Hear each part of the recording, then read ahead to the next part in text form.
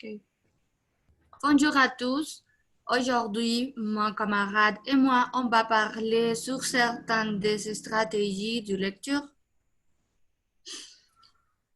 Avant, je vais commenter un peu des habilités du bon lecteur, la pratique systématique de certaines stratégies pourrait aider l'apprenant à traiter plus facilement et plus rapidement l'information, donc le préparer à acquérir certains automatismes, par exemple les stratégies de l'esquiver la difficulté. Donc, les habilités et ces stratégies seraient semblables et en même temps différentes. Elles ressembleraient si l'on pousse permettrait cette comparaison. Alors, quelques habilités du bon lecteur. Le bon lecteur a l'habilité de reconnaître le mot, laquelle se manifeste de façon presque automatique. Le lecteur tire donc parti de ses connaissances pour reconnaître le mot,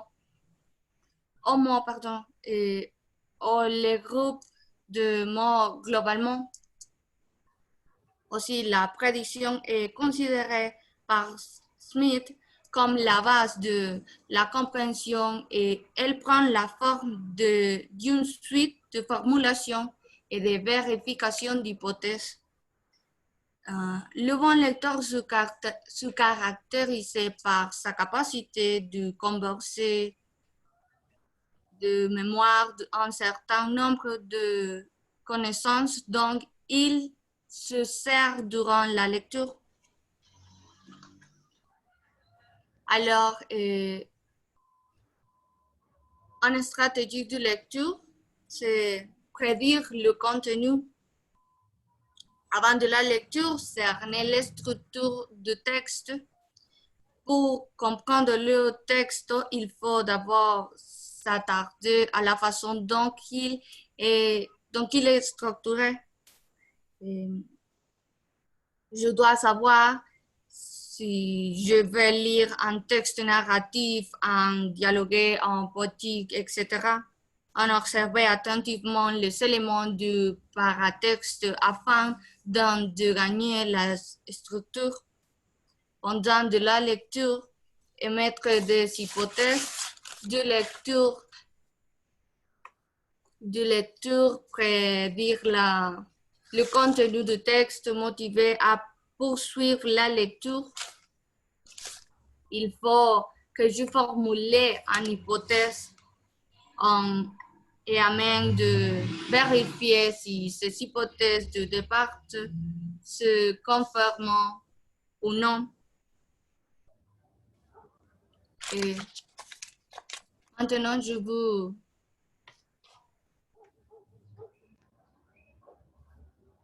veux partager avec ma camarade.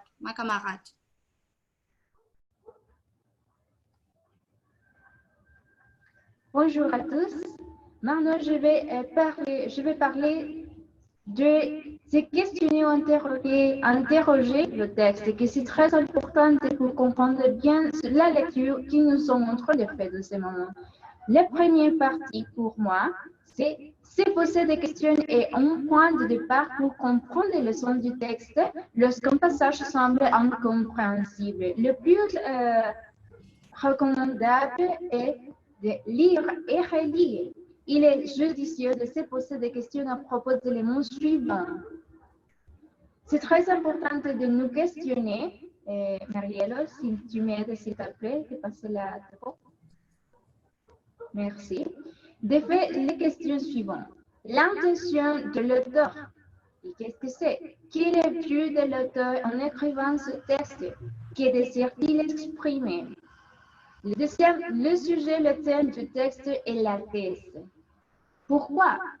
Quel est le propos, l'idée directrice du texte? De quoi le texte traite-t-il? Quelle idée sert de fil conducteur et quelle position l'auteur soit-il? La troisième, les idées principales, les idées secondaires ou les arguments. Quelles sont les idées principales et secondaires présentées par l'auteur? Et quatrième, la conclusion de l'auteur.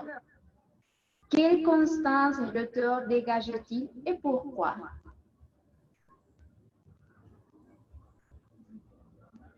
Donc, aussi, c'est très important de clarifier le sens.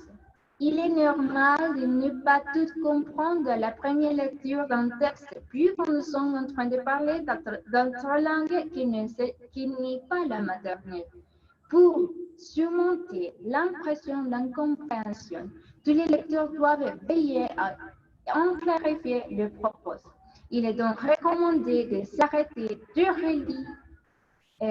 relire et de chercher à saisir le sens du mot ou des passages que nous ne comprenons pas, par divers moyens, de la déduction, la discussion avec les pairs, la recherche dans les dictionnaires, etc. Quand nous faisons la recherche, quand nous faisons la recherche dans le dictionnaire des mots inconnus, nous avons aussi enrichi les connaissances que nous avons. Pour clarifier le sens, on doit cibler. Et qu'est-ce que cibler? Les mots ou les passages que nous n'avons pas compris. Discuter avec d'autres personnes à propos de leur compréhension de certains mots ou des passages du texte. Consulter le dictionnaire. On en trouve ouvrages pertinents. Et quatrième, c'est renseigner auprès de l'enseignement ou l'enseignant si nécessaire.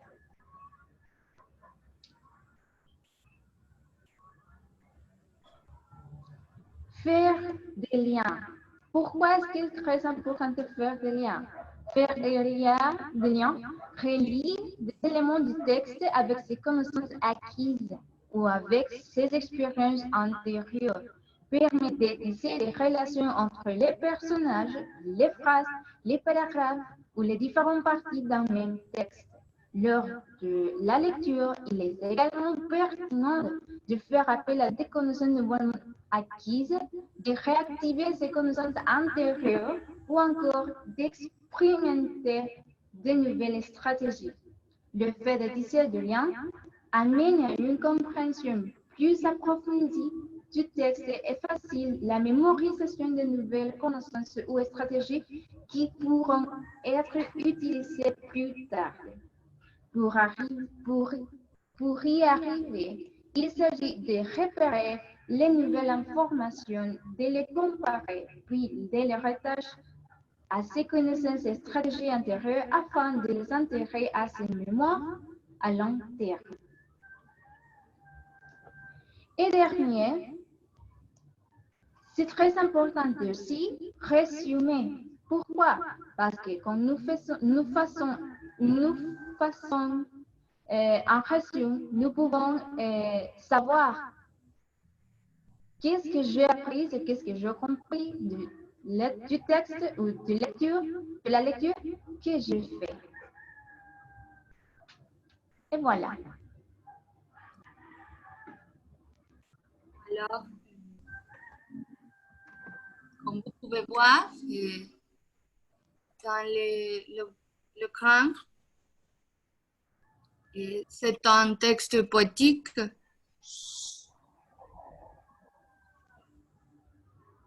Et nous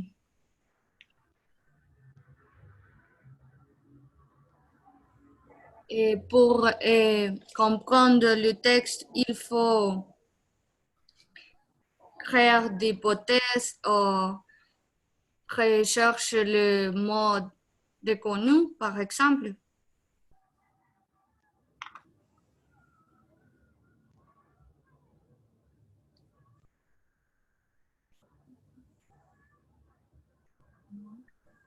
Anna? Oui. Donc, ce que je pourrais dire de ce texte, de ces stratégies que nous avons parlé déjà, est par exemple, comme j'avais dit, de faire la recherche des mots inconnus pour mieux comprendre ce que nous sommes en train de parler. Par exemple, ce texte peut être compréhensible par une personne qui qui a un niveau B1 de français, mais peut-être qu'il n'est pas compréhensible par une personne qui est dans le niveau ou a en français 2 par exemple. Et quelques mots, ils ne peuvent pas comprendre. Ils ne peuvent pas comprendre. Par exemple, et c'était merveilleux de voir. C'est un mot qu'il ne connaît pas parce que c'est une conjugaison d'un mot d'être pas en parfait. Et donc, pour mieux comprendre ce que nous avons déjà conseillé, c'est de faire la recherche. Qu'est-ce que c'est l'imparfait ou qu'est-ce que c'est-à-dire ce mot? Notre stratégie, c'est quand nous avons fini déjà de lire tout le texte, c'est faire un résumé pour voir qu'est-ce que je compris ou qu'est-ce que je ne compris pas. Et aussi pour voir quels mots sont les nouveaux mots que je connais. Et voilà. Je ne sais pas, Maria, si vous voulez dire quelque chose, si vous voulez ajouter. Oui, bon, dans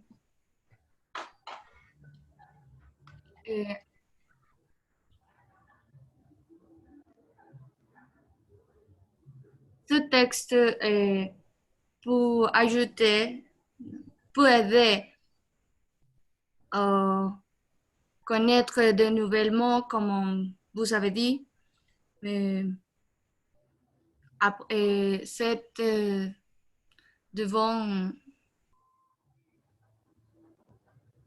c'est de plus importance car dans certains niveaux, il faut reconnaître le temps verbal, le,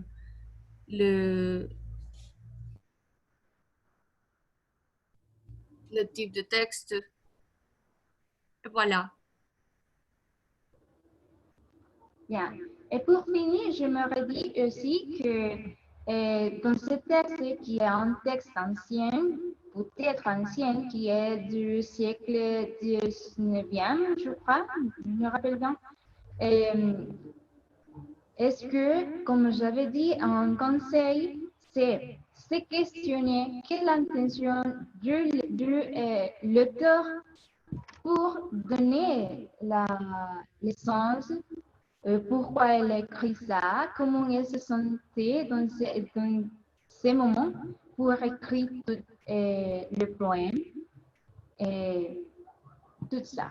Et déjà, merci beaucoup pour votre attention. Merci.